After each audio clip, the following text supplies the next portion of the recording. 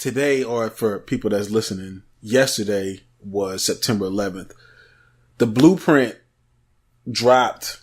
Jay-Z's album, The Blueprint, dropped on September 11th. It actually went gold that day. Yeah. It sold over 500,000 copies the day that the towers came down. Which is wild as fuck because people was basically like, I still got to get this Jay-Z album. Damn, 3,000 people died. That's horrible. But have you heard that new Hove yet? That's pretty much what happened. Shit was happening like that. Yeah, that's exactly what was going on. That was kind of helping people. Some people like take their mind off of what was happening. You know, it was. That kind of fell into that. You know what I'm saying? Where a lot of people were just trying to discuss that, so they didn't have to talk about all the shit that was happening. I think too the fact that it was Jay-Z's from New York. And that too. Yeah. It was kind of like support. Yeah, it was kind of like sticking like a flag in the sand, like, nah, this is New York. You know what I'm saying? I think there was some of that going on too. You know what I'm saying? I could dig that. Right. And then on top of that, that was when Takeover came out, and you know, the diss to Nas and Prodigy. There's a lot going on. There was a lot going on when that album dropped, man. But I mean, a lot of people consider this album a classic. You know, one of Jay-Z's best albums, like probably in his top 3, if not the top album. I know you've heard it plenty of times. I've heard it plenty of times. Do you believe that this was a classic? I know people say this, but do you think that it stood the test of time as The Blueprint? Yeah, The Blueprint, the very first Blueprint. Yeah, I did. Right, that does. Yeah, I mean, it's another one that Jay-Z has just. I mean, he made a classic. You know what I'm saying? Right there, and then it kind of like. That was basically like you said, it was putting the flag into the dirt right there, and I mean, and it was doing it not just for New York, what they were going through. He was doing that just in hip hop.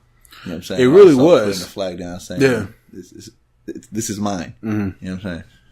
And you can't stop this.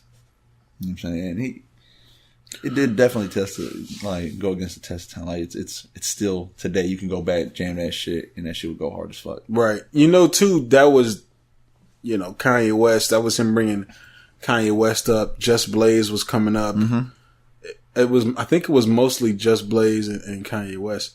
There were a couple tracks on there that, to me, I do like to call this album a classic. There were a couple little smudges on the album. You know what I'm saying? Which. Chigga, that nigga jigga. That was kind of like a little like, we didn't need this one. You know what I'm saying? Yeah. And then he also did the song he did, Hola, Ovito. Those were kind of like the points of, you know, like we could have tightened these up or we could have tossed these off. Yeah. You know what I'm saying? And still would have got the same effect. But it's just kind of nitpicking. You know what I'm saying? Exactly. But for the most part, that was a good ass album, like front to back. Fuck yeah. You know what I'm saying? Even those songs, he had bars in it that were cause your boy got more sixes than first grade. I remember. You know what I'm saying? I picked up the bars, Hovey. But I do think it was a classic. Dedicated fan right there. I'm a dedicated fan. I'm a big Jay-Z fan. I know a lot of people probably, you know. He's being biased.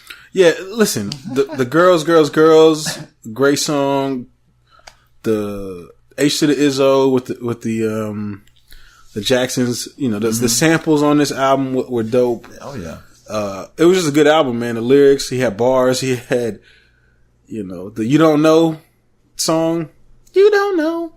Man. Sure I do. Yeah, that was I mean, it was all fire, man. You know what I mean?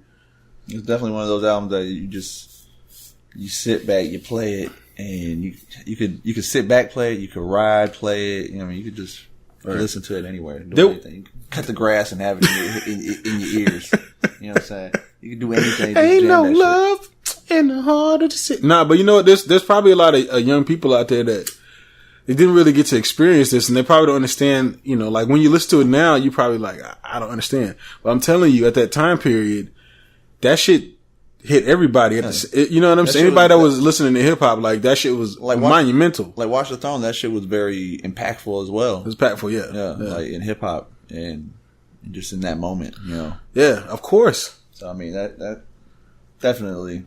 I mean, it was a moment. It was a big moment. I know, like I said, there's people that's probably 22 years old, 25 years old. That's like, I don't understand. I don't get it. And let me tell you something, man. I'm telling y'all, This is impactful. If anybody that was during around that time, they'll tell you that was a very big moment in hip hop for Jay-Z, for Kanye West, for Just Blaze, for New York. It opened doors for other people, you know what I'm saying? And then we got to experience them, you know what I'm saying? Right. Like, we got Kanye, you know what I'm saying?